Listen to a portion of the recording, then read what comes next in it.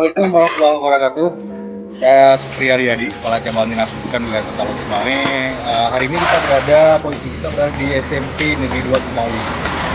Yang merupakan salah satu sekolah di wilayah Timur yang terdampak sangat besar juga dari peristiwa banjir. Alhamdulillah kita berada di sini dalam kegiatan di Aceh Sengges. Oleh atasan kita sudah ditanggung jawab untuk membersihkan beberapa sekolah terdampak. Untuk cabang utamanya kita kena di SMP Negeri 1 Tumauli. Ada tim di sana, kemudian kemarin juga ada satu tim di SD 1 Alhamdulillah sudah selesai, dan hari ini kita bekerja di SMP Negeri 2 Tumauli. Tetap semangat kawan-kawan, kita berdoa semoga Aceh cepat pulih. Assalamualaikum warahmatullahi wabarakatuh.